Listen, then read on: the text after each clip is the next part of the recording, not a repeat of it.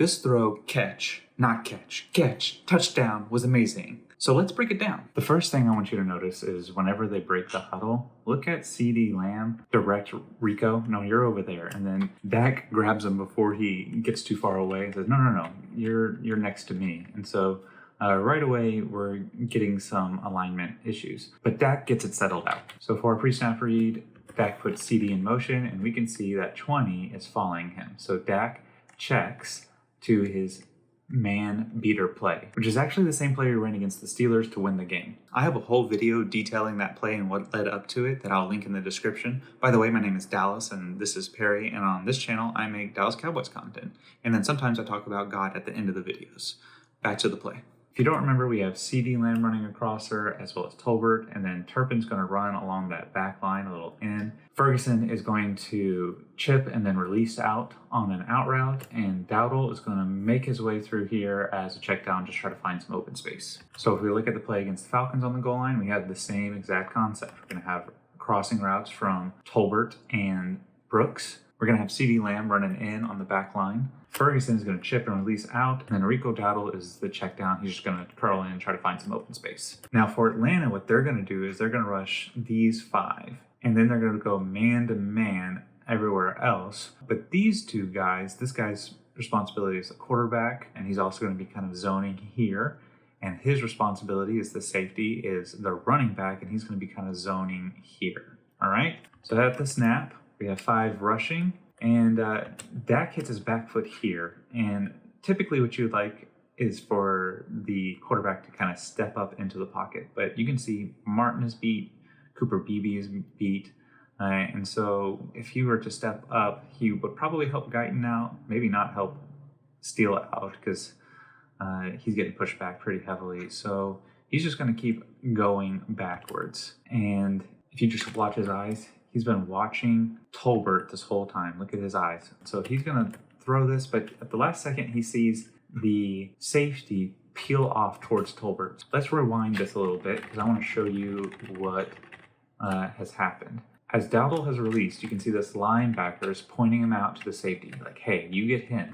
But like we just showed you, the safety has gone with Tolbert. And so Dak has somehow made 1, 2, 3 guys run into each other, and now this guy's got outside leverage. So Prescott's going to cut right back into the middle, dodge his own man. By the way, I just like looking at this. This pump fake was so good. Cooper Beebe thinks this ball is thrown. Like he's out there looking for the ball. By the way, 73 is still on his man over here, all right? He's about to lose him, but if there's any guy who won the battle here on the offensive line, it's one. There's 5 offensive linemen, 1 of them won. That's a 20% rate. That's pretty brutal. But Terrence Steele is going to do a good job of getting out of Dak's way. Cooper Beebe realizes that Dak still has the ball, but you can see there's nobody around Dowdle. And really, Tolbert has broken his way back here, so this play is open as well.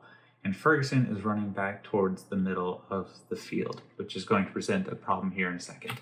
So Beebe sees that he has the ball, so he thinks he's going to scramble towards the end zone, and he goes up to block the spy here. Dak, feeling this pressure over here, kind of veers off to the right and sees that he's got Rico Dowdle wide open. He's standing there with his hand up. Dak has to throw it to him, but he has to adjust for the linebacker that Ferguson has brought here, so he floats it over, and Rico decides to make this play very exciting. If we go to the other view, you can see that he catches it there, drops it, is able to get his hand on it here as the defender is hitting him in the head, pops the ball back up. He's got the ball here. He's going to catch it with one hand. No, the ball's actually too far down his hand onto his wrist, so he has to bring his other paw here to grab it before he loses control of it. See for another view that he tucks it in here, and we have a touchdown. I have been reading very slowly through the Old Testament, and while I was reading 2 Chronicles 5, I came across this quote in verse 13. For he is good, for steadfast love endures forever. And I thought, man, I feel like this has been repeated so many times. So I did a quick Brave search, and it says that it has been mentioned 172 times in the Old Testament, which is an AI answer, so who knows. But just from my experience reading, this seems to fit. And I believe this all goes back to this moment in Exodus, when God meets Moses on the mountain and declares who he is. The Lord, a God merciful and gracious, slow to anger and abounding in steadfast love and faithfulness, keeping steadfast love for thousands, forgiving iniquity and transgression and sin, but who will by no means clear the guilty, visiting the iniquity of the fathers on the children and the children's children to the third and fourth generation. And so this is who God is, and the Israelites, or at least the faithful ones, keep this refrain in their head. So may we keep this ancient refrain in our head, in good times and in bad times. For the Lord is good, for his steadfast love endures forever. If you like this content, would you consider sharing it with someone you know? That's all I got. Jesus is King.